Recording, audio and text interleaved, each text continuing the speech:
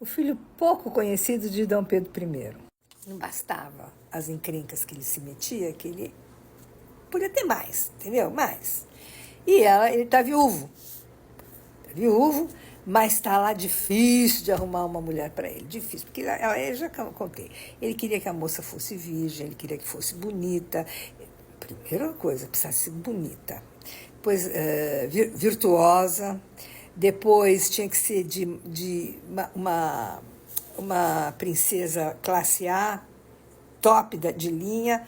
A outra eu não lembro o que ele tinha que ser. Mas principalmente bonita e virtuosa, entenderam? Bom, então a bonita e a virtuosa estava chegando. E daí? E ele passa, então, né, na carruagem, o príncipe, o imperador, tal, está chegando, está passando, e ele tumba de olho na Cessé. A Cessé era, assim, uma estilista, alguém assim, sabe, desse jeito. E as pessoas da corte, todo mundo queria se vestir na Cessé, e ele, de olho na Cessé. A Cessé era casada, de olho na Cessé. Bom, é lógico.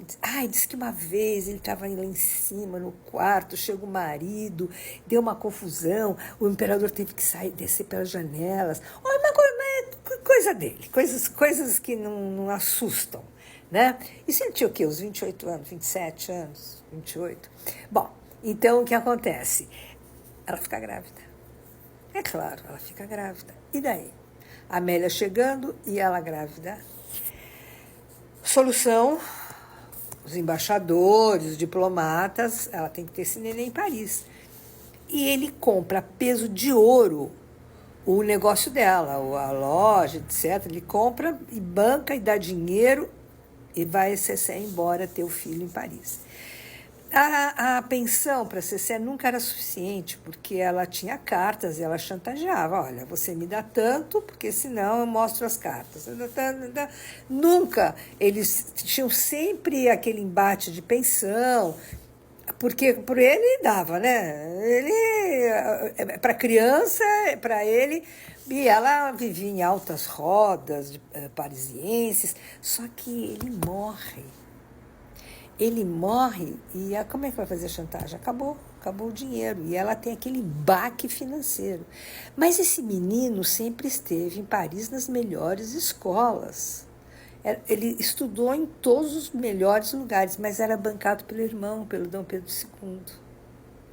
Ele nunca soube de quem ele era filho. Quando o Dom Pedro I sai do Brasil e vai para Paris, vai para a França, ela levava para ele ver o menino. E ele sempre olhou como se fosse um amigo da mãe, que ele dava doces, dava coisas para o menino. Enfim, ele conhecia o menino. Tanto é que o Pedro Cessé, ele está no testamento, junto com o Rodrigo, que o Rodrigo era filho da irmã da Marquesa de Santos, e também a última filha dele, que ele não conheceu, com a Marquesa de Santos. Ele tinha o sobrinho da Marquesa, a filha da Marquesa e o Pedro Cessé. Pedro Cessé, ele escreve... ele só sabe que ele é filho de quem ele é. Quando a mãe morre, ele acha as cartas. Então, ele sabe quem ele é. E esse Pedro Cessé, ele escreve para Dom Pedro II. Ele escreveu 3 cartas, mas Dom Pedro II não respondeu. Dom Pedro II sabia da existência dele, pois pagou as escolas, mas ninguém sabe se eles se encontraram. Mas tudo o que acontecia, Dom Pedro II escrevia no diário. E nunca tem nada sobre esse encontro, porque Dom Pedro II esteve nos Estados Unidos.